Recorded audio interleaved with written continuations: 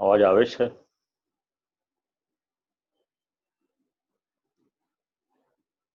ભૂયો નમસ્સદૃજનચ્છિદે સતામ અસંભવાયાખિલ સત્વમૂર્તયે પુંસામ પુનઃ પારમહંસ આશ્રમે વ્યવસ્થિતાના અનમૃગ્યદાશુસે. શ્રીમદ ભાગવત અધ્યયન તારીખ 13 જૂન 2020, 36મા સત્રનો આરંભ આજે. એમાં દ્વિતીય સ્કંદનો 6ઠ્ઠો અધ્યાય. આ અધ્યાયનો સંબંધ વેદના પુરુષ સૂક્તની સાથે છે. શ્રી મહાપ્રભુજી આજ્ઞા કરે છે, પૌરુષેણ ચ સૂક્તેન નિર્ધારિતમિહોદિતમ કાર્યસ્ય વસ્તુવેદોપી માહાત્મ્ય પરતસ્તથા. વિશ્વની ઉત્પત્તિનો ક્રમ જે આપણે ગયા અધ્યાયમાં સમજવાને માટે એક વિનમ્ર પ્રયાસ કર્યો હતો. અનુસંધાન આ 6ઠ્ઠા અધ્યાયમાં છે. તો 2-3 મિનિટને માટે 5મા અધ્યાયમાં અનુસંધાન લેવાનું છે, એને લઈ આપણે આરંભ. વિશ્વની ઉત્પત્તિનો ક્રમ. જ્યારે શ્રીમદ ભાગવતજીનો પ્રથમ સ્કંદનો 3જો અધ્યાય, જેમાં અનેક અવતારોની કથા, એ અવતારોની કથામાં શ્રીમદ ભાગવત અને સુબોધિનીજીનો તો આધાર આપણે લીધો હતો જ, પણ સાથે સાથે સંપ્રદાયના વિદ્વાનોના મંતવ્ય પણ આપણે શ્રવણ કર્યા હતા. અને ત્યારે મેં આપને એક નામ આપ્યું હતું, ગોલોકવાસી પૂજ્ય શ્રી બદ્રીનાથ શાસ્ત્રીજી, મારા પિતાજીના ગુરુજી. 18,000 શ્લોકો કંઠસ્થ હતા, અગાધ વિદ્વત્તા, એ છતાં પણ ખૂબ જ સરળ ભાષા. અને આ 2 અધ્યાય જે રીતે પૂજ્ય શ્રી બદ્રીનાથ શાસ્ત્રી જે સમજાવ્યા છે, એમના શબ્દોનું થોડુંક અનુસંધાન લઈ લઈએ આપણે. આ અધ્યાય સમજવામાં આપણને ઘણી જ સાનુકૂળતા રહેશે. તો 5મા અધ્યાયમાં જે સમજાવ્યું, ભગવાનમાંથી ઉત્પન્ન થયેલા 3, એ 3 ગુણોને માયાએ સ્વીકાર્યા અને માયા ત્રિગુણાત્મક બની.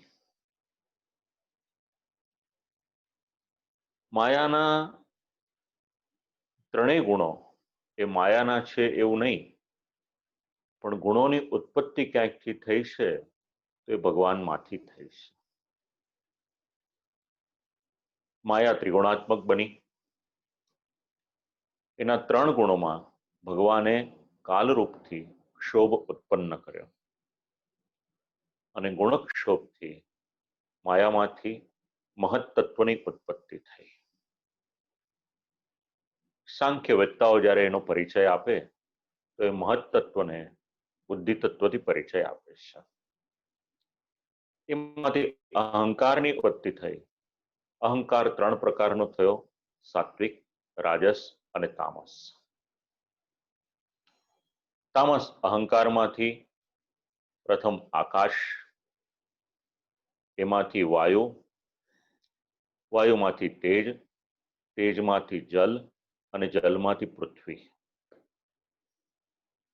મારી કરતા આદિત્યભાઈને ઉપનિષદના વચન સારી રીતે કંઠસ્થ છે અને સારી રીતે એ સમજાવી શકે એમ પણ છે.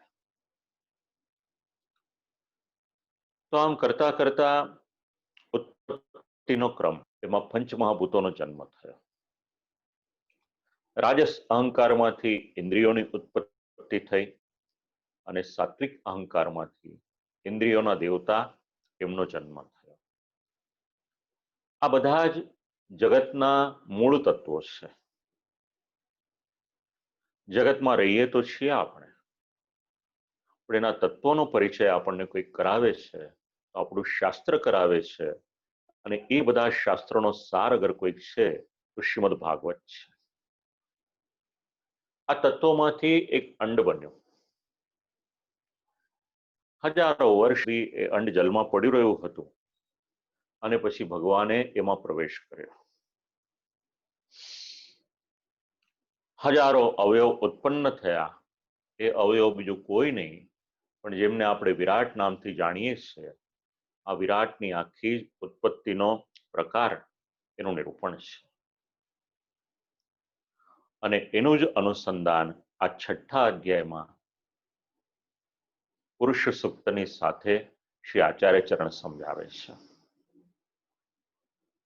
સંક્ષિપ્તમાં જરાક સમજી લઈએ કે શું કહેવા માંગે છે, અને પછી શ્લોકોનો ક્રમ લઈએ, આપણે સમજવામાં અનુકૂળ રહેશે. પંચમહાભૂતના જે તત્વો છે એ ભગવાનના જ સ્વરૂપ છે. હવે બાકી રહ્યા વિષયો, ઇન્દ્રિયો અને ઇન્દ્રિયોના દેવતાઓ, જેનું અનુસંધાન આ અધ્યાયની સાથે છે. તો આ ત્રણેય વસ્તુઓને ભગવાને પોતાના વિરાટ સ્વરૂપમાં સ્થાન આપ્યું. પછી એ વિરાટમાંથી કઈ કઈ ઉત્પત્તિ થાય છે એનું અનુસંધાન આપણે લઈએ, અને એ જ અનુસંધાન આપણને કામ લાગશે બ્રહ્મવાદને સમજવાને માટે. તો બ્રહ્માજી આ પ્રસંગ શ્રવણ કરાવે છે દેવર્ષિ નારદજીને. વેદે કહ્યું એ જ શ્રીમદ ભાગવત, એનો નિર્ણય શ્રી આચાર્ય ચરણ સમજાવે.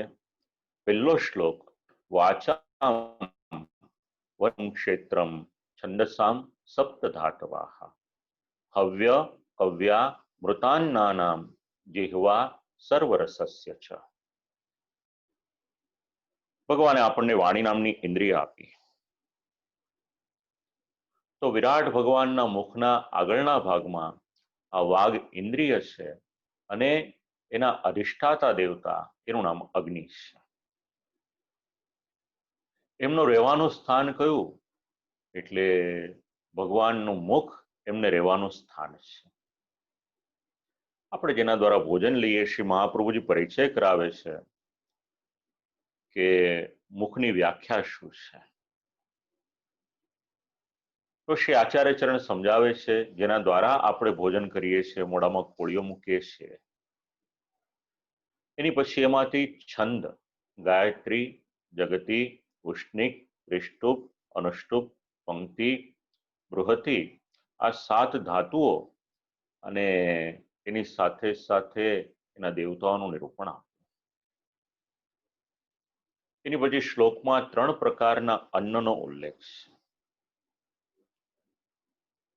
હવ્યમ દેવાનામ અન્નમ,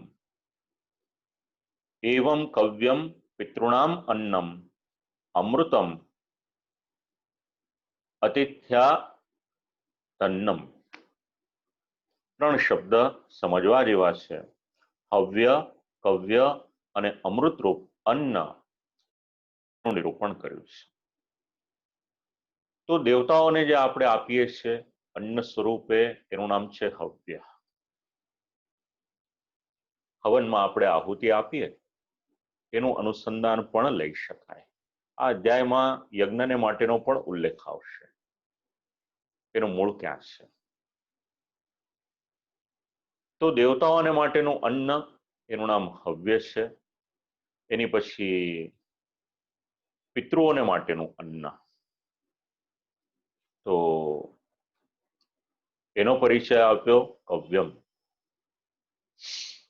અને અમૃત એટલે આપણે ત્યાં અતિથિ વગેરે જે આવે છે એના માટેનું અન્ન. એક શબ્દ છે ધાન્ય અને બીજો શબ્દ છે અન્ન. આગળ કયું હતું ફરીથી યાદ કરાવી દો ખાલી. ખેતરમાં પાકે એનું નામ ધાન્ય છે. ઘઉં હોય, ચોખા હોય, બાજરી હોય, જે પણ કંઈક થાય, અને એને જ જ્યારે અગ્નિ પર સિદ્ધ કરવામાં આવે ત્યારે પછી એ કેવળ ધાન્ય ન રહે પણ અગ્નિ પર સિદ્ધ થાય એટલે પછી એ અન્ન થાય છે. શાસ્ત્ર એવી આજ્ઞા કરે છે. ધાન્ય વેચવું હોય તો વેચી શકાય, એક પણ પણ અન્ન એને વેચવાની શાસ્ત્ર અનુમતિ નથી આપતું. અને દેવર્ષિ નારદજી જ્યારે ભૂતલ પર પધાર્યા હતા તો દેવર્ષિ નારદજીએ જોયું કલયુગના લક્ષણમાં કે લોકો અન્નનો વિક્રય કરતા થયા છે. પૃથ્વી પર દુઃખ શેને માટે છે? ગુજરાતી ભાષાની ઘણી કહેવતો આ વાત સમજાવે છે. શાસ્ત્રના મતે વિચાર કરીએ આપણે તો જ્યારે આપણે શાસ્ત્રની વાત માનતા નથી એના કારણે જીવનમાં દુઃખ આવે છે. બહુ નાનું એવું વાક્ય છે. પુણ્યનું ફલ એનું નામ સુખ અને પાપનું ફલ એનું નામ દુઃખ. પુણ્ય કરતા પરિશ્રમ થાય છે પણ એનું પરિણામ સારું હોય છે. પરિણામે અમૃતોપમમ. અને પાપ કરતા કરતા માણસનું મન ત્યારે પ્રસન્ન હોય જો એનું પાપ વાળું મન હોય તો, પણ જ્યારે એનું ફળ ભોગવવાનું આવે છે ત્યારે માણસ સહન નથી કરી શકતો. ભાગ્યની વાત કરીએ છીએ આપણે, પણ શ્રી આચાર્ય ચરણ સમજાવે છે અને શાસ્ત્ર સમજાવે છે ભાગ્યનો સંબંધ શેની સાથે છે તો મનુષ્યના કર્મની સાથે છે.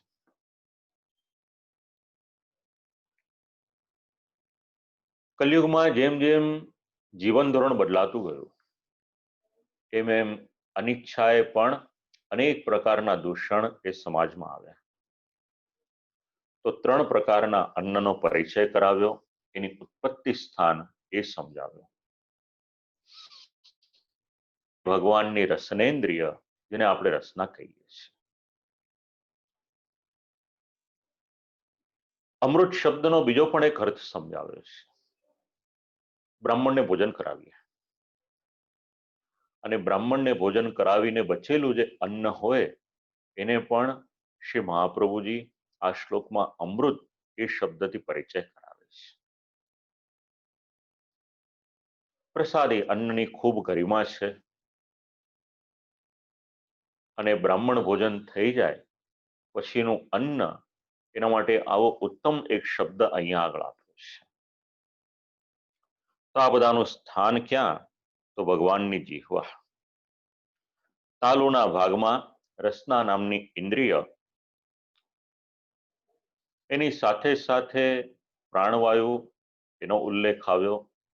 નાસિકામાં ગ્રાણ નામની ઇન્દ્રિય છે, સુગંધ આવે છે. 2 શબ્દ આપ્યા છે સુબોધિનીજીમાં, મોદ અને પ્રમોદ.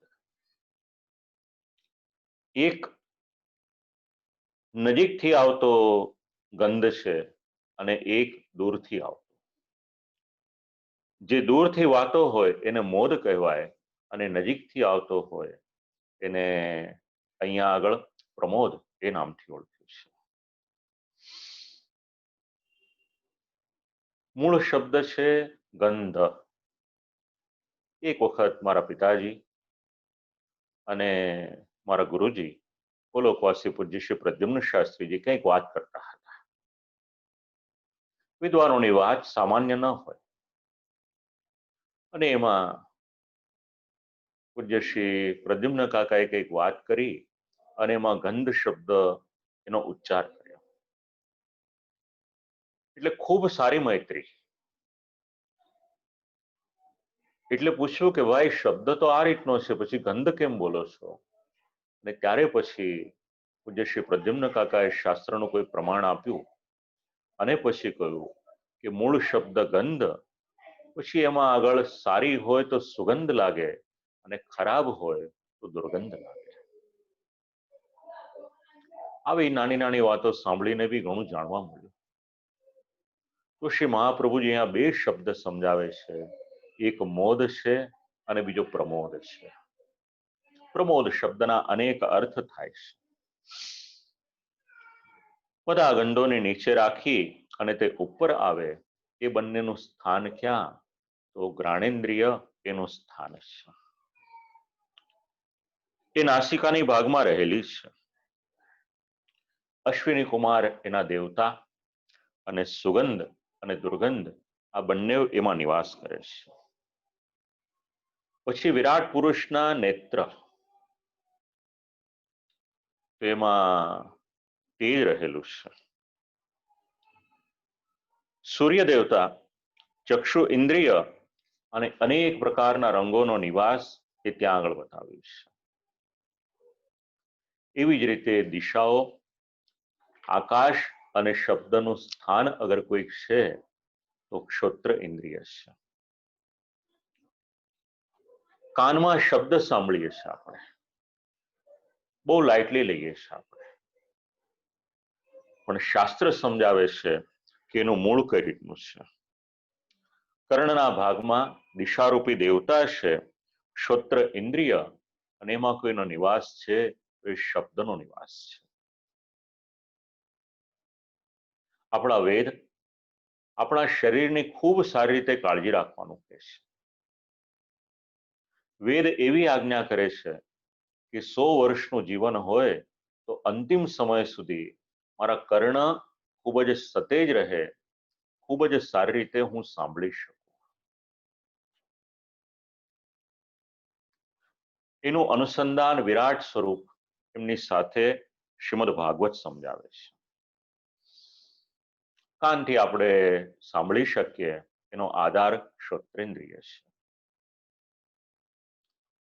એવી જ રીતે ભગવાનના રોમ, ઉદ્ભીજ વગેરેનું સ્થાન છે જેનાથી યજ્ઞ સિદ્ધ થાય છે.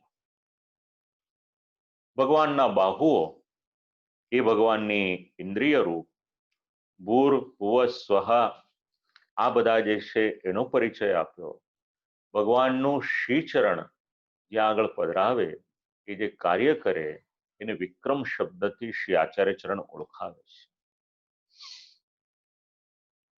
એની પછી શબ્દ સમજાવ્યો છે ક્ષેમ. 6ઠ્ઠો શ્લોક, ક્ષેમસ્ય શરણસ્ય ચ. તો ક્ષેમ એટલે શું? જે પણ આપણને મળ્યું હોય એને આપણે સારી રીતે સંભાળીને રાખી શકીએ, એની માવજત કરીને રાખી શકીએ, એની કાળજી કરીને રાખી શકીએ, એનું નામ ક્ષેમ છે. આપણી ભાષામાં ખૂબ જ લૌકિક ભાષામાં મેન્ટેનન્સ કહી શકાય.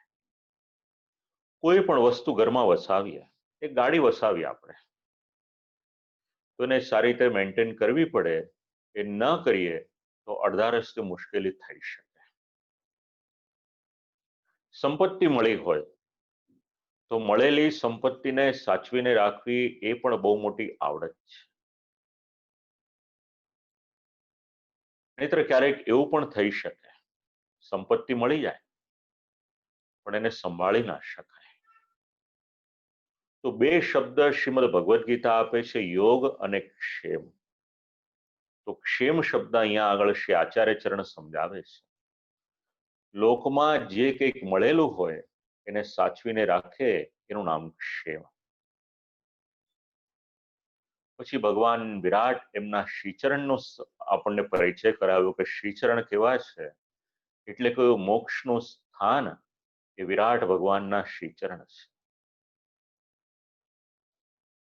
મોક્ષ માટે ઘણો પ્રયત્ન કરે, જીવ મર્યાદાનો હોય, પુષ્ટિનો હોય એ વાત અલગ છે, પણ મોક્ષ માટે એની પ્રવૃત્તિ તો હોય જ. મોક્ષના પ્રકાર અલગ અલગ હોઈ શકે. તો એનો આધાર ક્યાં? તો વિરાટ ભગવાનના શ્રીચરણ એની સાથે. એની પછી જલનું, વીર્યનું, સૃષ્ટિનું, મેઘનું, પ્રજાપતિનું, બ્રહ્માજીનું સ્થાન, આ બધા સ્થાનનો પણ અહીંયા આગળ પરિચય કરાવ્યો. વિરાટ ભગવાનના એક એક અવયવ તમારા અને મારા જીવનની સાથે જોડાયેલા છે. પરાભૂતિ, અધર્મ, અજ્ઞાન, અંધકાર આ બધું વિરાટ ભગવાનની પીઠની સાથે જોડાયેલું છે. ધર્મની ઉત્પત્તિ અને અધર્મની ઉત્પત્તિ આ બંને સમજાવ્યું છે. તો અજ્ઞાન, અંધકાર આ બધાનું નિવાસ સ્થાન શું? તો વિરાટ ભગવાનની પીઠ છે, એનું નિવાસ સ્થાન છે. તો વિશ્વમાં જે આપણને પર્વતો દેખાય છે એ વિરાટ ભગવાનના અસ્થિ એના સ્વરૂપે રહેલા છે. અને જે નદીઓ છે એ વિરાટ ભગવાનની નાડી છે. શક્ય હોય ત્યારે પણ પ્રકૃતિની સાથે છેડછાડ કરશો નહીં. ઘણા પર્વતો આપણે ભેદી નાખ્યા રસ્તો બનાવવાને માટે, પણ દુનિયાના કેટલાક દેશો એવા છે, ભલે 10, 20, 30 કિલોમીટર વધારે આગળ જવું પડે, ચક્કર મારવો પડે, પણ પોતાને ત્યાંના પર્વતોને સંભાળીને રાખ્યા છે. દુનિયાના ઘણા દેશો એવા છે કે જેમણે પોતાને ત્યાંની નદી સંભાળીને રાખી છે. નદી એ આખો જ એક સંસ્કૃતિનો પરિચય છે. એના કિનારા પર જેટલા પણ નગર ને જેટલા પણ ગામ વસેલા હોય, એનો સંબંધ એ જલની સંસ્કૃતિની સાથે જોડાયેલો છે. દુનિયામાં કેટલાય દેશો એવા છે, સમૃદ્ધિ અગાધ છે, પણ એમની પાસે જલ નથી. પછી કૃત્રિમ સ્ત્રોતોમાંથી જલ પ્રાપ્ત કરે એ વાત અલગ છે. તો ભાગવત તમને ને મને સંદેશ આપે છે. આપણી નાડીમાં બ્લોકેજ થઈ જાય તો આપણે ઓપરેશન કરાવવું પડે, બાયપાસ કરાવવું પડે. તો ભગવાનની નાડીમાં એટલે નદીઓમાં આપણે કચરો નાખીએ તેનું પરિણામ શું આવે? જો વિરાટ ભગવાનને તકલીફ થાય એનું પરિણામ એ કે આખા જ વિશ્વમાં તકલીફ પડે. પર્યાવરણની રક્ષાને માટે, ક્લાઇમેટને માટે શ્રીમદ ભાગવત ખૂબ વિચાર કરે છે. એ તરફ આપણો દ્રષ્ટિકોણ નથી ગયો કે નથી જતો એ આપણું દુર્ભાગ્ય છે. ઘણો જ વિચાર કર્યો છે શ્રીમદ ભાગવતે, અને સંપૂર્ણ શ્રીમદ ભાગવતને મોડર્ન રીતે પણ વિચારવા જેવું છે.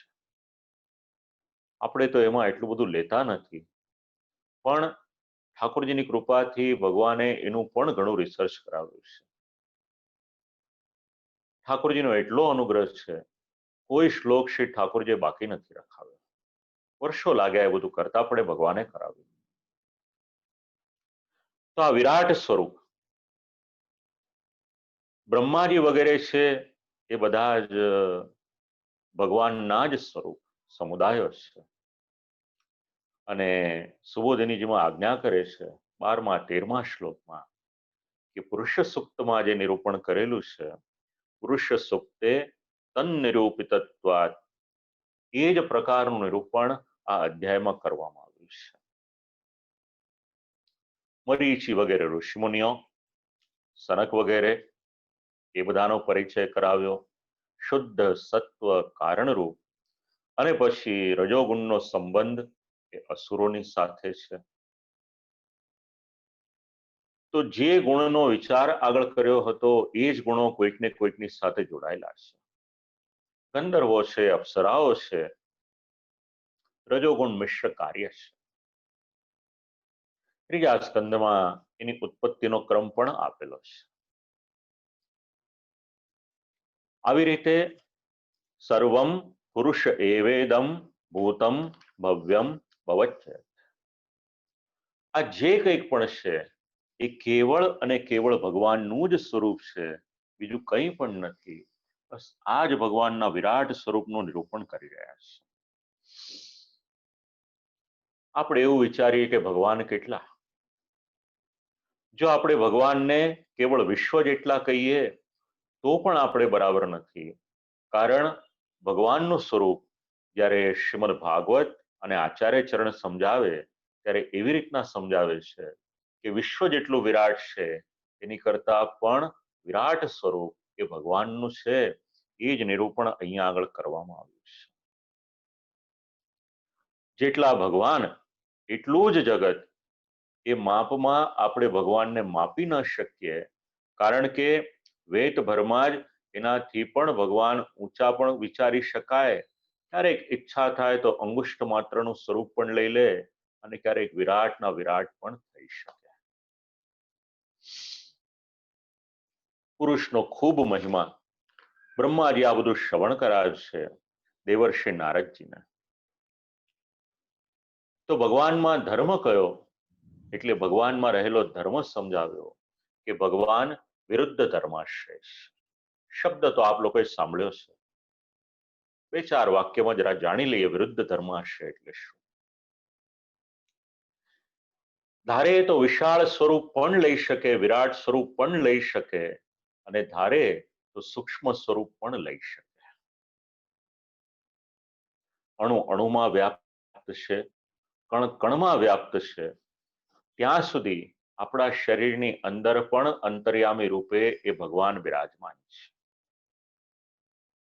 બહાર તો સેવા પૂજા આપણે ઘણું કરીએ છીએ, પણ આપણા હૃદયની અંદર જે ભગવાનનું સ્વરૂપ બિરાજમાન છે એમને આપણે ઓળખતા નથી.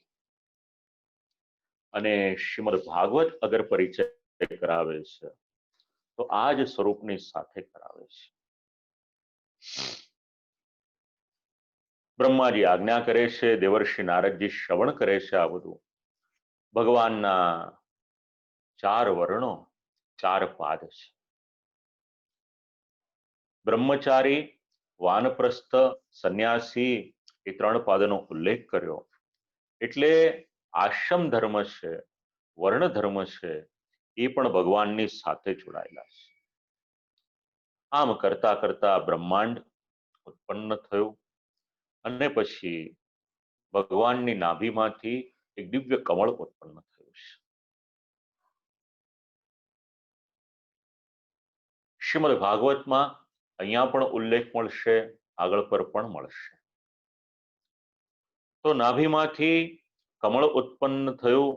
યદાસ્ય નાભ્યા નલિના દહમાસમ મહાત્મના.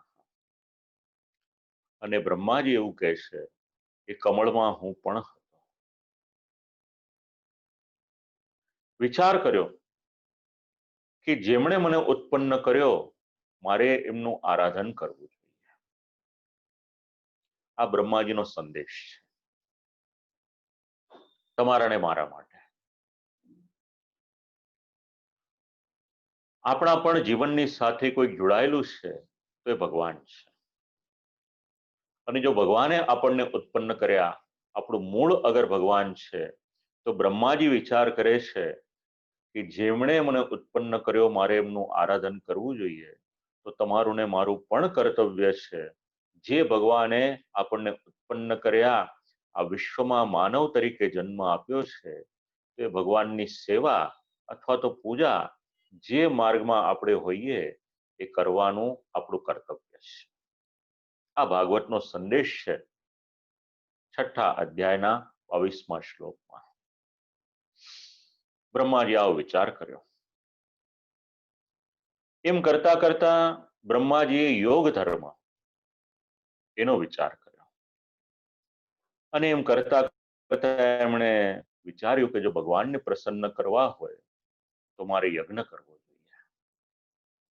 હવે યજ્ઞની આખી પરંપરાનું મૂળ શ્રીમદ ભાગવત આપે છે. યજ્ઞ કરવાને માટે સામગ્રી જોઈએ. એટલે વેદ દ્વારા જાણ્યું સામગ્રી હશે તો યજ્ઞ થઈ શકશે. પશુ પુરોડાશ, પણ વિચાર કર્યો કે આ બધું મારે લાવવું ક્યાંથી? તો એ લાવવાને માટે એક સંકલ્પ કરવો પડે. તો સંકલ્પ કરવો પડે એટલે શું? તો સંકલ્પ એટલે અમુક યજ્ઞ અથવા અમુક કાર્ય કરવાને માટે જ્યારે કાર્યના આરંભમાં આપણે જલ લઈ અને પ્રતિજ્ઞા કરીએ તો એ પ્રતિજ્ઞા રૂપી આપણે જે ઉચ્ચાર કરીએ છીએ એનું નામ છે સંકલ્પ. આ સરળ ભાષા. બ્રાહ્મણ આપણી પાસે કરાવે તો છે. કર્મના આરંભમાં જ આપણને એમ કહે કે હાથમાં આચમણી પકડી રાખો, પછી એમાં 2 અક્ષત 2-4 દાણા પધરાવે, જરૂર હોય તો પુષ્પ પધરાવે ગંધાક્ષત, અને પછી સંકલ્પ વિષ્ણુ વિષ્ણુ વિષ્ણુ બોલી અને દેશ કાળ સુધી લઈ જે દિવસે કર્મ કરતા હોઈએ એની તિથિ સુધી પછી આપણો ગોત્ર પૂછે, નામ પૂછે અને પછી જે કર્મ કરવાનું હોય એનો સંકલ્પ કરાવે. તો અહીંયા આગળ બ્રહ્માજી પણ વિચાર કરે છે કે સંકલ્પ કરવાની વાત આવી તો યજ્ઞના પદાર્થો એની ઉત્પત્તિ 23, 24, 25 ને 26 આ 4 શ્લોકો છે. યજ્ઞના પદાર્થો ક્યાંથી મળ્યા? તો કહ્યું કે યજ્ઞના પદાર્થોનું મૂળ અગર કોઈક છે તો એ ભગવાન છે. આજે આપણે જે યજ્ઞ કરીએ, યાગ કરીએ, એનું મૂળ અગર કોઈક હોય, એના પદાર્થોનું મૂળ અગર કોઈક હોય તો એ ભગવાન છે. એક વરાહ અવતારનું ચરિત્ર વાંચો, એમાં ઋષિમુનિઓએ જે સ્તુતિ કરી છે એ વાંચો અને બીજું શ્રીમદ ભાગવતના આ શ્લોકો વાંચો, 4 શ્લોકો.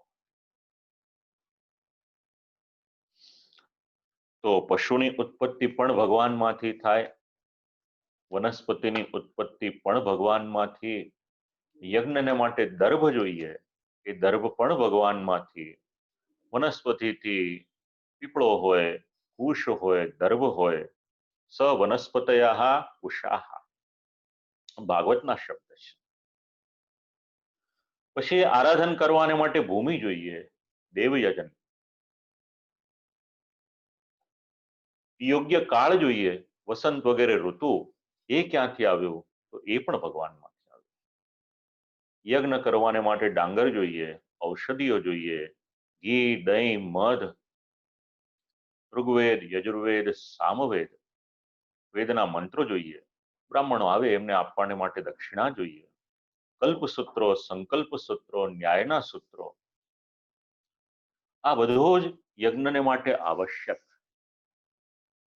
બ્રહ્માજી વિચાર કરે છે કે યજ્ઞો વય વિષ્ણુ હો, યજ્ઞ એ તો ભગવાનનું સ્વરૂપ છે. યજ્ઞમાં પશુ એ પણ ભગવાનનું સ્વરૂપ, ઉપયોગમાં જે જે વનસ્પતિ આવે એ પણ ભગવાનનું સ્વરૂપ છે. અગ્નિ છે તો અગ્નિ પણ ભગવાનનું સ્વરૂપ છે. યજ્ઞમાં જે હોતદ્રવ્ય આપવાનું એ પણ ભગવાનનું સ્વરૂપ છે અને યજ્ઞમાં જે બ્રાહ્મણો આવે છે એ પણ ભગવાન છે. આવેલા બ્રાહ્મણો જે મંત્ર બોલે એ પણ ભગવાન છે અને યજ્ઞનો વિધિ એ પણ ભગવાન. જો આ બ્રહ્માજીની દ્રષ્ટિ કેવી છે.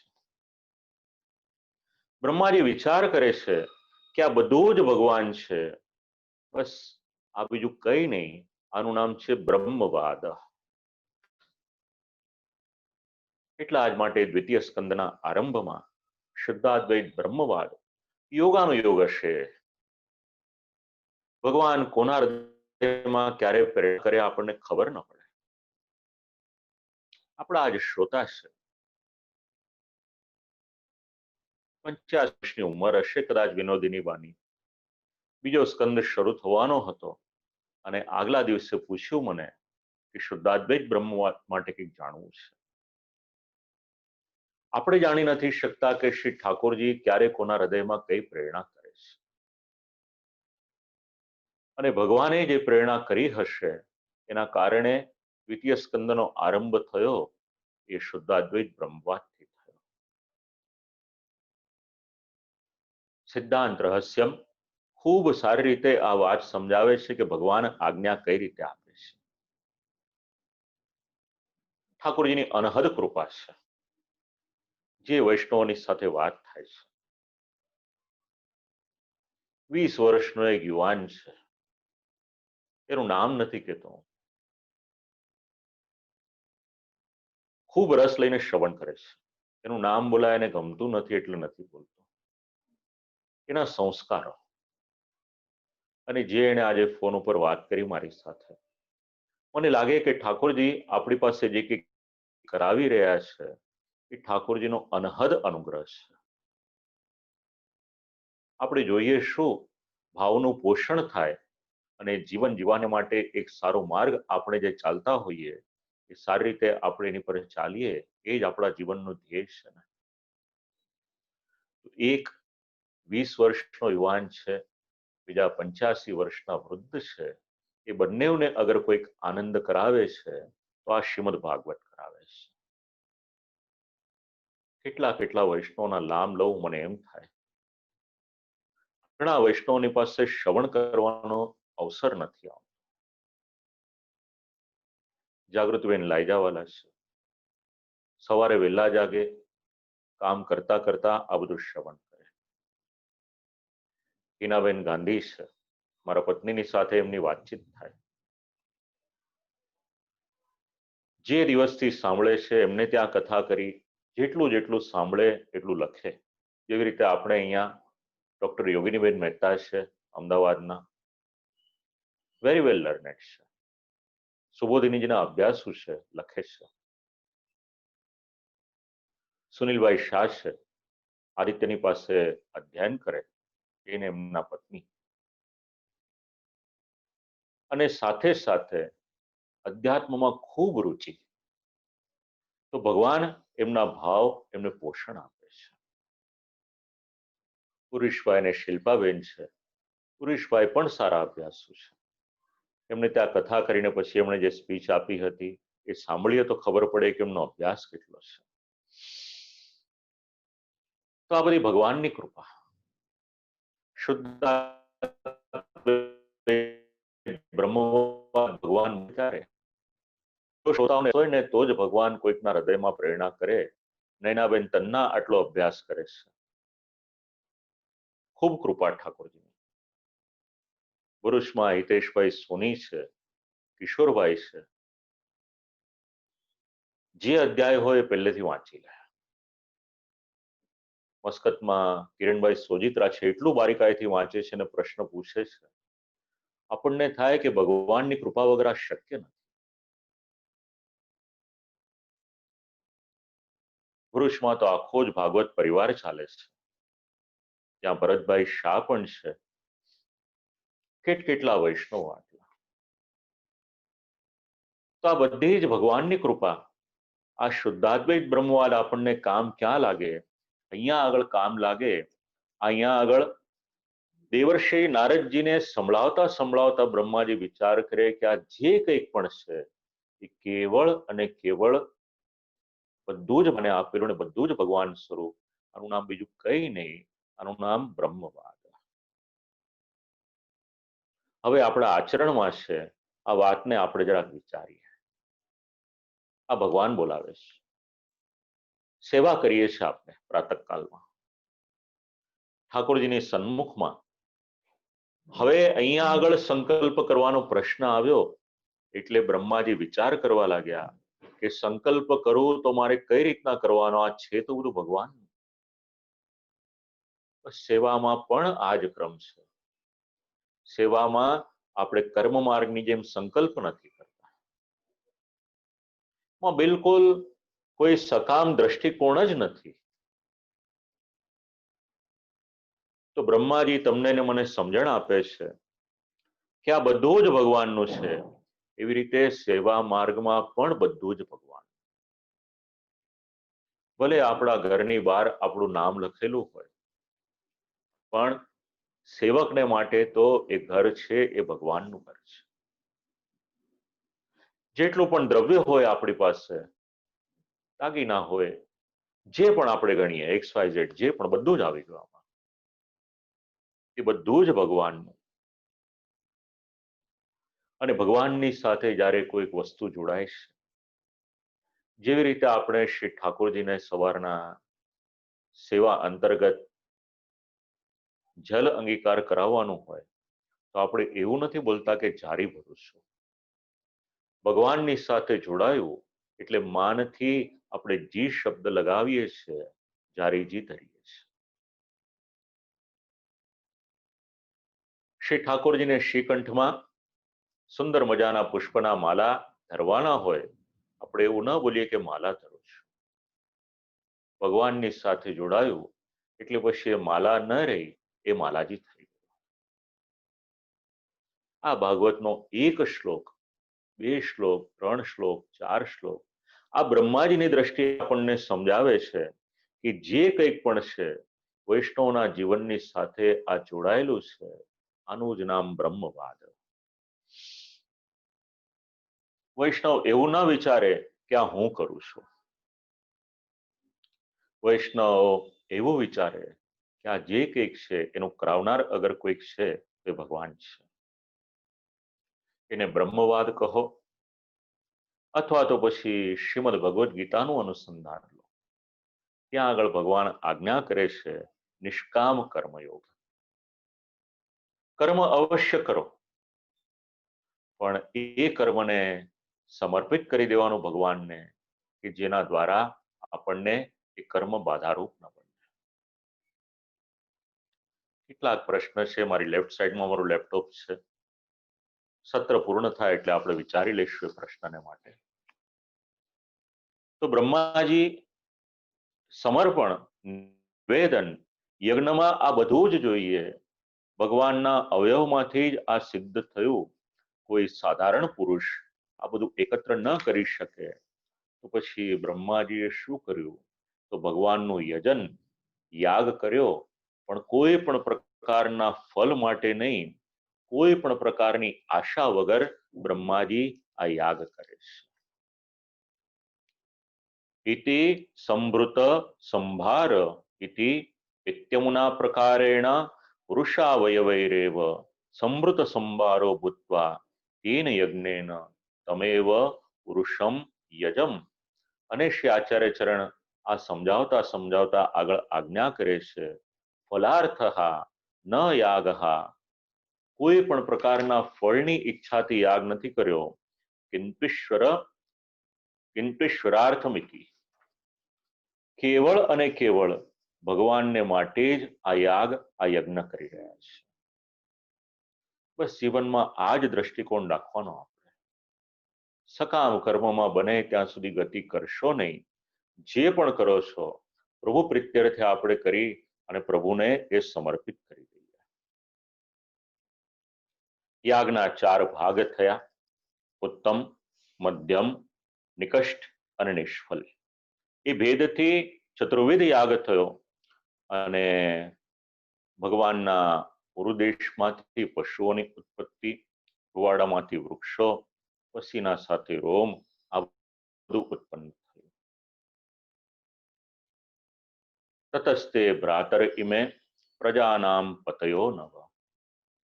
હવે બ્રહ્માજીએ યજ્ઞ કર્યો એની પછી એ પરંપરા ક્યાંથી ચાલી? આજ દિવસ સુધી આપણે યજ્ઞ કરીએ છીએ એનું મૂળ અગર ક્યાંક છે તો અહીંયા છે. ક્યારે પણ યજ્ઞમાં કોઈ પણ પ્રકારનો સંશય કરશો નહીં. કોઈ પણ પ્રકારનો ધર્મના નિયમો બનાવનારનો, વિધિ વિધાન લખનારનો એમાં કોઈ પણ પ્રકારનો પોતાનો લાભ નથી. યજ્ઞ એ તો ભારતીય સંસ્કૃતિનું એક અભિન્ન અંગ છે. ધર્મની દ્રષ્ટિએ પણ ઉપયોગી છે. જે દેવતાને આપણે આહુતિ આપીએ છીએ તે દેવતા આહુતિ લે છે, લઈને રાજી નથી રહેતા. જે કંઈક લીધું હોય છે એ આપણને પાછું આપી દે છે. અને જો યજ્ઞનો ભાવ સમજવો હોય તો શ્રીમદ ભાગવતમાં યુધિષ્ઠિર રાજાએ જે યજ્ઞ કર્યા છે ખૂબ ધ્યાનથી એને વાંચો તો ખબર પડશે યજ્ઞમાં ભાવ કયો રાખવાનો. એક શબ્દમાં તો આખો ભાવ બદલાઈ જાય છે. ભલે આપણે કોઈ પણ દેવતાને આહુતિ આપીએ, પણ એ દેવતાઓનો સંબંધ પણ ભગવાનની સાથે, એટલે છેક બધું પહોંચવાનું ભગવાન સુધી. બ્રહ્માજીએ યજ્ઞ કર્યો. તતશ્ચ ભ્રાતર ઇમે પ્રજાનામ પતયો નવ. એની પછી બ્રહ્માજી કહે છે કે નારદ ભાઈઓ છે ને એ યજ્ઞની આખી પરંપરા સંભાળી છે. મરીચી વગેરે દેવર્ષિ નારદજીના ભાઈઓ છે. ત્રીજા સ્કંદમાં એમનો પણ ઉલ્લેખ છે. મરીચી, અત્રિ, અંગિરસ આ બધા 9 ઋષિઓના નામ આપ્યા છે. એમણે આખી યજ્ઞની પરંપરા એને જાળવી અને યજ્ઞ દ્વારા ભગવાનનું આરાધન કર્યું અને જેવું એમાં ભગવાનનું આરાધન થયું, સાત્વિક યજ્ઞમાં સાત્વિક ભગવાન પ્રકટ થયા છે. અને પછી ઘણો કાળ થયો. પેલા બ્રહ્માજીએ યજ્ઞ કર્યો, પછી એમના આ 9 સંતાનો એટલે ઋષિમુનિઓએ, અને પછી ઘણો કાળ વ્યતીત થયો ત્યારે મનુષ્ય યજ્ઞ કર્યો, ઋષિમુનિઓ યજ્ઞ કર્યો. એમ કરતા કરતા આખી જે યજ્ઞની પરંપરા છે એ ચાલે છે. અને વિધિ વિધાન દ્વારા યજ્ઞ કરીએ તો યજ્ઞ સમાન કોઈ મિત્ર નથી, પણ જો યજ્ઞમાં વિધિ વિધાનનો લોપ કરીએ તો એની સમાન કોઈ શત્રુ નથી. ક્યારે પણ યજ્ઞમાં કોઈ પણ પ્રકારનો વિધિનો લોપ કરશો નહીં. યજ્ઞના ક્રમમાં એવું વાક્ય છે, કર્મેદમ વિધિપૂર્વકમ. યજ્ઞ કરાવનાર બ્રાહ્મણની બહુ મોટી જવાબદારી છે. જો વિધિ વિધાન મુજબ યજ્ઞ ન કરાવે તેનો બહુ મોટો દોષ છે. યજમાનને તો ખબર કદાચ ન હોય, પણ બ્રાહ્મણે એને માર્ગદર્શન આપવું પડે.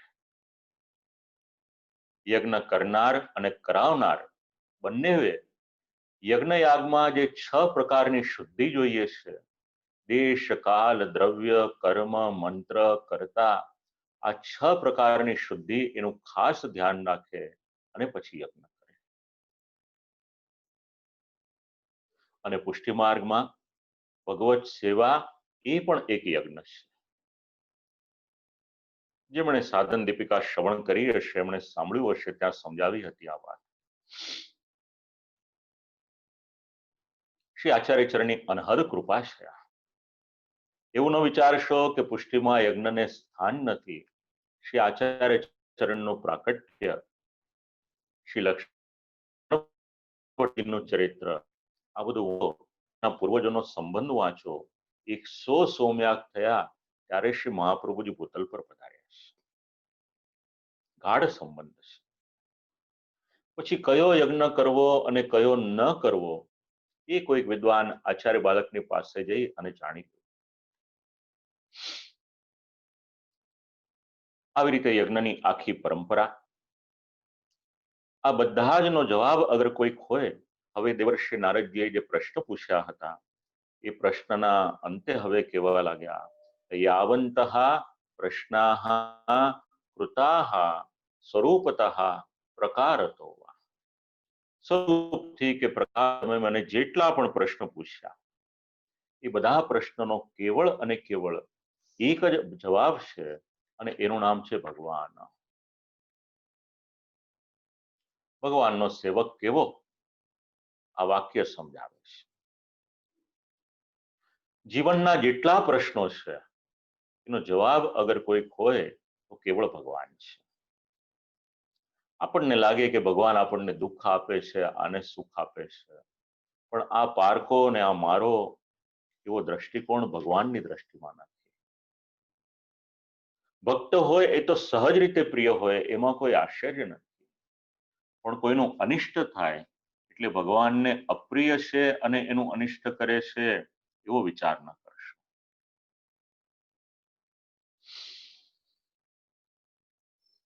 અને જેના હૃદયમાંથી ભગવાન તિરોહિત થઈ જાય એને વિપરીત બુદ્ધિ એ ઉત્પન્ન થાય છે.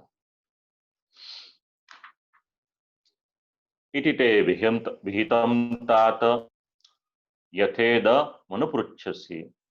જે મને પૂછ્યું હતું એ બધું જ મેં તને શ્રવણ કરાવ્યું, હવે શું સાંભળવું છે? અને એમ કરતા કરતા ખૂબ સુંદર શ્રીમદ ભાગવતના બીજા સ્કંદના 6થા અધ્યાયનો 33મો શ્લોક છે. દરેક વૈષ્ણવ જીવનમાં ઉતારવા જેવો છે. ન ભારતી મેંગ મૃષોપલક્ષ્યતે, ન વૈ ક્વચિન્મે મનસો મૃષા ગતિ, ન મે ઋષિકાણી પતંત્ય સત્પથે, યન્મે હૃદો કંઠ્યવતા ધૃતો હરિ. લગભગ દરેક કથાઓમાં 2-4 લાઈનમાં તો 2-4 લાઈનમાં પણ આ શ્લોકનો ઉલ્લેખ અવશ્ય કરું છું, કારણ કે દરેક સ્થાનમાં શ્રવણ કરનાર શ્રોતા વર્ગ અલગ અલગ હોય છે.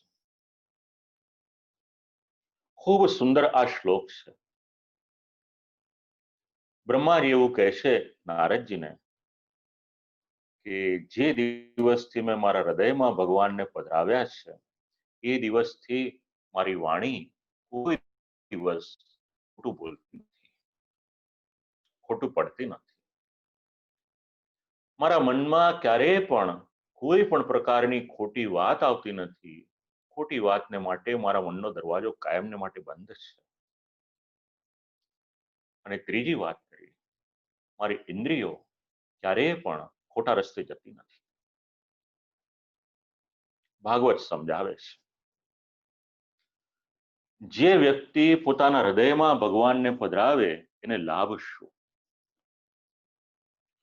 કોઈ પણ પ્રકારના ફલની ઈચ્છાથી યજ્ઞ નતો કર્યો, પણ એક લાભ જે બ્રહ્માજી અનુભવી રહ્યા છે એનું નિરૂપણ અહીંયા કરે છે કે મારા હૃદયમાં પ્રભુ પધાર્યા, બિરાજમાન થયા. હવે જો આપણે વૈષ્ણવ છીએ, વૈષ્ણવનું પ્રમાણપત્ર શું? તો ભાગવતનો આ શ્લોક આપણને સમજાવે છે કે વૈષ્ણવનું હૃદય કેવું હોય, વૈષ્ણવનું મન કેવું હોય, એની ઇન્દ્રિયો કેવી હોય, એની જીભ કેવી હોય. જે ખોટું બોલે એને તો માનો કહેવાય, વૈષ્ણવ કેળવવાની વાત તો બહુ દૂરની છે. બહુ અઘરું છે વૈષ્ણવ બનવું, સરળ નથી. વૈષ્ણવ બનતા પહેલા તો માણસ બનવું પડશે. અને માણસ બનાવવાની પાઠશાળા અગર કોઈક છે તો શ્રીમદ ભાગવત છે, આપણા ગ્રંથો છે. પણ બધા જ ગ્રંથો આપણે વાંચી નથી શકતા. ત્યાં આગળ આપણને શ્રીમદ ભાગવત સહાયક થાય છે કે બધું ન વાંચી શકો તો શ્રીમદ ભાગવત વાંચી લો, તમારો બેડો પાર થઈ જશે. અને એ બેડો પાર કરવાને માટે જ બ્રહ્માજી આપણને સમજણ આપે છે. હૃદયમાં જો ભગવાનને ન પધરાવીએ તો વિપરીત બુદ્ધિ ઉત્પન્ન થાય. એટલે બ્રહ્માજી કહેશે કે હૃદયે તિરોહિતો ભગવાન સદબુદ્ધિ મુત્પાદયત. જેના પણ જીવનમાં ખોટી બુદ્ધિ જુઓ ત્યારે સમજી લેજો કે એના હૃદયમાં ભગવાનને સ્થાન નથી. પછી બાહ્ય ધર્મ ભલે ગમે એટલો હોય, એનું મહત્વ નથી. મહત્વ તો આંતરધર્મ કેટલો છે એની સાથે છે. કેવળ ચિહ્ન ધારણ કરી લઈએ, વસ્ત્ર પરિધાન કરી લઈએ એટલું પર્યાપ્ત નથી. એની સાથે સાથે હૃદય પણ રંગવું પડે છે. તો બ્રહ્માજી એવું કહે છે, મારું હૃદય પ્રેમ વાળું હતું. મયોત્કંઠ્યવતા પ્રેમોદ્ર ભવતા હૃદા ભગવાન ધૃતા. જો ભગવાનને પોતાના હૃદયમાં પધરાવવા હોય તો સર્વપ્રથમ પોતાના હૃદયમાં પ્રેમને સ્થાન આપો. જ્યાં સુધી હૃદયમાં પ્રેમને સ્થાન નહીં મળે ત્યાં સુધી ભગવાન પધારશે નહીં.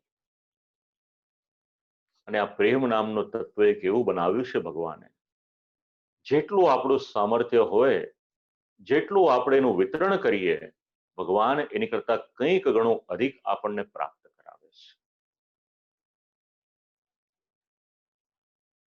હૃદયમાં ભગવાનને પધરાવ્યા. ભારતી બ્રહ્માજીની વાણી. બ્રહ્માજી એવું કહે છે કે ક્યારેય પણ મારી વાણી એ ખોટી પડતી નથી. કારણ હૃદયમાં ભગવાન છે તો તત્ર ચ ભારતી વર્તતે સાહી ભગવંતમ આલિંગ્ય મનમુખાત્તેન સહ નિસ્સરતી. વાણી ખોટું ક્યારે ન બોલે. કેટલા સુંદર શબ્દ શ્રી મહાપ્રભુજી સમજાવે છે આ વાત ઉપર. જેના હૃદયમાં ભગવાન હોય એ જ્યારે વાણી બોલે ત્યારે વાણી બહાર નીકળતા પહેલા એ ભગવાનને આલિંગન આપે છે. અને જે વાણીનું આલિંગન ભગવાનને થયું હોય એ વાણી ક્યારેય પણ ખોટી પડી ન શકે. આ હૃદયમાં ભગવાનને પધરાવવાનો બહુ મોટો લાભ છે. જો શ્રીમદ ભાગવત અધ્યયન શ્રવણ કરો છો તો આવું કંઈક જીવનમાં આવી જશે, પોતાનો બેડો પાર થઈ જશે, પોતાના પરિવારનો બેડો પાર થઈ જશે. ન ભારતી મેંગ મૃષોપલક્ષ્યતે. બીજી વાત સમજાવી, નવૈ ક્વચિન મેં, ક્યારેય પણ મારું મન ખોટી વાતમાં જતું નથી, મનમાં ખોટી વાત નથી આવતી. કારણ શું?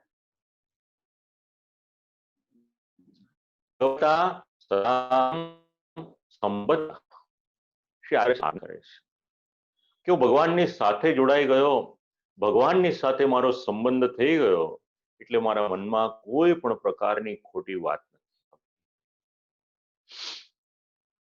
અને સાથે સાથે ઇન્દ્રિયો જે દગાબાજ છે, તો બ્રહ્માજી એવું કહે છે કે જેવી રીતે વાણી ખોટી નથી પડતી, મનમાં કોઈ પણ પ્રકારની ખોટી વાત નથી આવતી, એ પ્રમાણે જ મારી ઇન્દ્રિયમાં કોઈ પણ પ્રકારનો વ્યભિચાર નથી આવતો. જીવનમાં ઉતારવું હોય તો આટલું ઉતારી દેજો, ન્યાલ થઈ જશો. અને જો બાળકોને સંપત્તિ તો અગાધ આપીને જઈશું આપણે, એની સાથે સાથે આ ભાગવતના 3 સોનેરી સૂત્રો આપીને જઈશું તો આપણા સંતાનોનું કલ્યાણ થશે. ભૌતિક સંપત્તિ તો પ્રભુની કૃપાથી ઘણી આપીશું, આપણે જે હશે તે આપીશું, પણ સાથે સાથે એ સંપત્તિને અલંકૃત કરવી પડશે. જો એ સંપત્તિ આવા સંસ્કારોથી અલંકૃત નહીં હોય તો એ બાળકને જ્યારે મોટો થશે ત્યારે મુશ્કેલી પડશે. તો શ્રીમદ ભાગવત સમજાવે છે પોતાનું જીવન કઈ રીતે સારી રીતે જીવવાનું, અને સાથે સાથે પોતાના જે બાળકો છે એ બાળકોને શું આપીને જવાનું. તો ખૂબ સુંદર કારિકા લખી છે, ચિત્તે ભગવત પ્રેમ સંપાદનીયમ. ભગવાનનો પ્રેમ ચિત્તમાં કરવાનો, અને જેના ચિત્તમાં પ્રેમ આવશે, શ્રી આચાર્ય ચરણ અભય વચન આપે છે કે ચિત્તમાં પ્રેમ આવશે તો પ્રેમ જ ભગવાનને ખેંચી અને આપણા ચિત્તમાં લઈ આવશે. કઈ રીતે? પછી એમાં ઉદાહરણ આપ્યું છે કે રસનેન્દ્રિય જીભ જેમ ઉત્તમ પ્રકારના રસને જુએ તો એ રસને જોઈ એમાં આકર્ષિત થાય, એને ભોગ ભોગવે, આપણે સ્વાદિષ્ટ પદાર્થો ખાઈએ, એવી જ રીતે જેનું ચિત્ત ભક્તિ વાળું થશે, જ્યાં પણ હશે ભગવાન, યથા તથા ભક્ત્યાવિષ્ટમ ચિત્તમ સ્વયમેવ ભગવંતમ ગૃહ્ણાતિ, તથા ભક્ત્યાવિષ્ટમ ચિત્તમ સ્વયમેવ ભગવંતમ ગૃહ્ણાતિ. જે સ્થાનમાં ભગવાન હશે ત્યાંથી એને ખેંચી લાવશે. અને મન ભગવાનને ખેંચે છે કઈ રીતે? તો મન ભગવાનને ખેંચે છે એમાં એક શબ્દ છે, એનું નામ છે પ્રેમ. તો આ શ્રીમદ ભાગવતનું આપણું 36મું સત્ર. ખૂબ સુંદર બધા સિદ્ધાંતો બ્રહ્માજી તમને ને મને શીખવાડે છે. જો જીવનમાં આપણે આ બધા સિદ્ધાંતોને ઉતારીશું તો આપણું જીવન પણ ભગવાનની કૃપાથી, બ્રહ્માજીના માર્ગદર્શનથી અનેક ગણું સમૃદ્ધ બનશે. એ જ સમૃદ્ધિની આપણે સૌ ઈચ્છા રાખીએ, આકાંક્ષા રાખીએ. સંસ્કારની સમૃદ્ધિ, મનની સમૃદ્ધિ, વાણીની સમૃદ્ધિ, ઇન્દ્રિયોની સમૃદ્ધિ, આવી સમૃદ્ધિને પછી ભેગી કરીને આપણે વિનિયોગ ક્યાં કરવાનો? તો શ્રી ઠાકોરજીને પ્રાતઃકાલમાં જ્યારે ગદ્ય મંત્ર બોલીએ ત્યારે આ બધું જ સમર્પિત કરી દેવાનું કે પ્રભુ આ આપનું જ આપેલું છે અને આપના શ્રી ચરણમાં આ સમર્પિત કરીએ છે. તો આપણે બ્રહ્મ સંબંધ લીધા એની સાર્થકતા છે. બીજા સ્કંદના 6ઠા અધ્યાયના 33મા શ્લોક સુધીનો આજે આપણે ક્રમ રાખીએ. આજની જે વાણી છે એને શ્રી ઠાકોરજીના યુગલ શ્રી ચરણોમાં સમર્પિત કરીએ અને પુનઃ આપણે આની પછીનું જે સત્ર છે એનો આરંભ કરીશું, ત્યારે આગળનો વિષય લઈશું. આપ સર્વને ભગવત સ્મરણ જેમણે જેમણે દંડવત પ્રણામ લખ્યું છે એ સર્વને ખૂબ ખૂબ હૃદયપૂર્વકના આશીર્વાદ. હવે જરા હું જોઈ લઉં છું કોનો શું પ્રશ્ન આવ્યો છે, એને માટેની કંઈક આપણે વાત કરી લઈએ. અસ્તુ.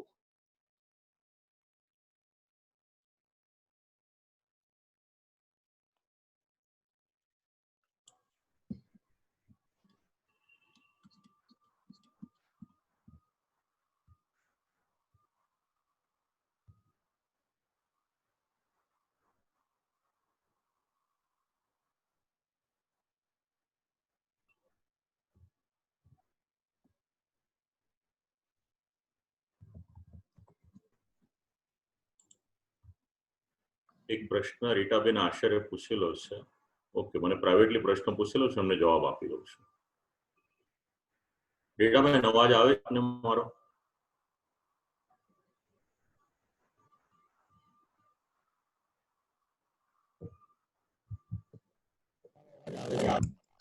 અવાજ આવે છે મારો?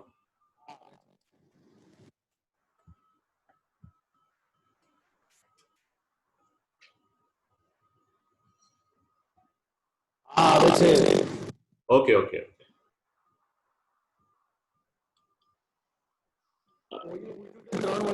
હાજી આવે છે.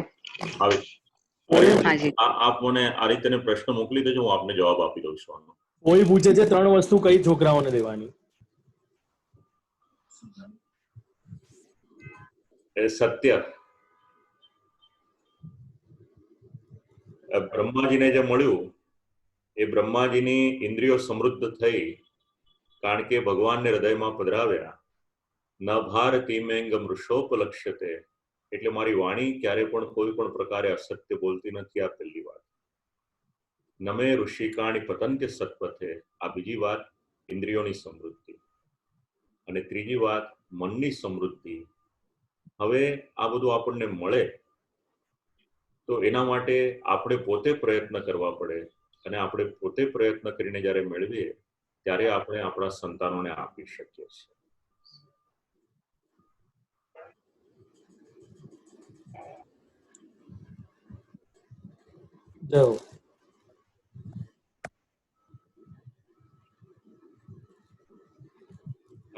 બીજું કઈ છે?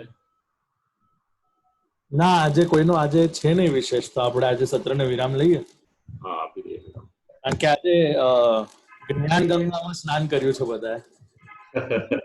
તો જ્ઞાન ગંગામાં સ્નાન કર્યું હોય ત્યારબાદ આઈ થિંક તૃપ્તતા બધાને ઓટોમેટિકલી થઈ જતી હોય છે. તો કોઈ આજે પ્રશ્ન નહીં હોય પણ હૃદયારૂઢ થઈ ગયું હશે જ્ઞાન. સાચી વાત છે. જય શ્રી કૃષ્ણ આદિત્યભાઈ.